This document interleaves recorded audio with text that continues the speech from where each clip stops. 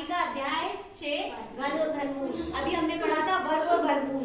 तो हमें पता था वर्ग और वर्गमूल में क्या होता है। जो वर्ग और वर्गमूल है उसमें दो विधियां होती है। देखिए जैसे कि हम मैंने वर्ग बनाया तो वर्ग में चारों भुजाएं आपस में बराबर है नहीं है। इसमें एक लंबाई होती है और एक चौड़ाई होती है। इसे हम कहते हैं वर्ग। दो समान, ये समान पूरा समान है। दो लंबाई बराबर, दो चौड़ाई, हर चीज दो होती है और बराबर होती है तो वो वर्ग होता है।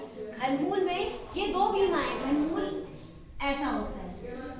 इसमें लंबाई भी होती है, चौड़ाई भी होती है और ऊंचाई भी होती है। इसका मतलब कोई भी ठोस चीज है, जैसे कि किताब है, स्केल दो, ये स्केल है, इसमें सिर्फ स्केल में एक लंबाई होती है और एक चौड़ाई होती है तो ये दो विमीय बोला जाता है ये आकृति को। लेकिन जो लंबाई भी है, चौड़ाई भी है और उसके साथ साथ ये ऊंचाई भी है, इसे बोलते हैं ठोस आकृति त्रिविमीय। क्या बोलते हैं? विमाएं लिखिए। विमा का मतलब होता है तीन दिशाएं। ये सिर्फ दो दिशा को बता रहे हैं, एक लंबाई को एक चौड़ाई को। ये तीन दिशा को बता रहे हैं, एक लंबाई को, एक चौड़ाई को और एक ऊंचाई को। तो ठोस आकृतियों को बोलते हैं घन और घनमूल में आती है, ठीक है। और दो आकृति होती है वो द्विविमीय होती है, जो दो दिशाओं को बताती है। ये होती है जो हमें चित्र बना सकते हैं। लेकिन जो ठोस आकृति हो गई ये चित्र हमें लग रहा है कि कोई ठोस से उठा हुआ सा है। चलिए इसे हम बोलते हैं घन।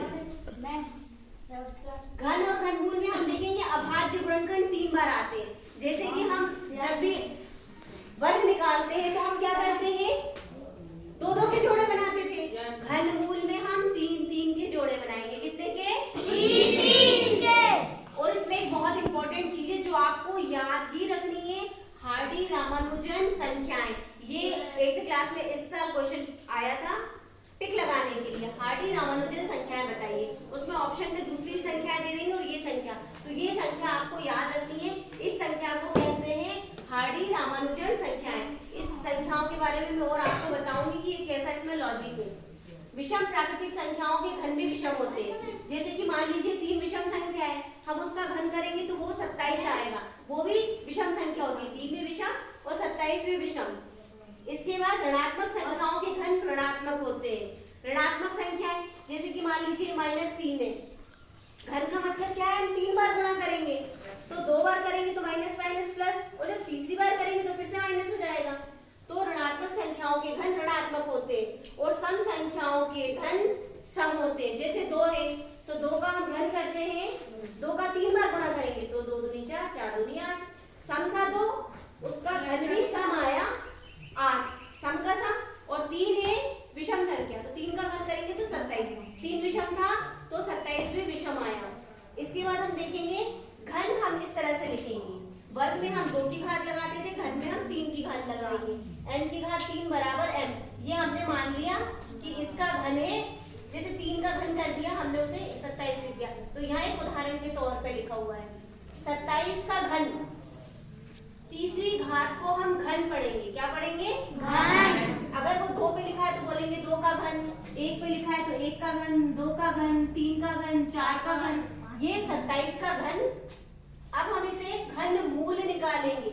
जब ऐसे लगा रहता तो हम उसे वर्ग बोलते थे, लेकिन 2 की जगह यहाँ पे 3 लिखा है तो बोलेंगे घन मूल।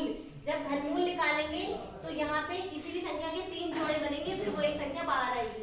ये 27 है, 27 की जगह पे 3 के जोड़े बन गए। फिर 3 के जोड़े बन के वो संख्या एक बाहर आ जाएगी और वो 27 का घनमूल कहलाएगी। ये हो गया 27 का घनमूल। और माइनस, जब भी घनमूल होगा तो माइनस आएगी। मैंने आपको बताया था माइनस संख्याओं के घन क्या होते हैं? माइनस।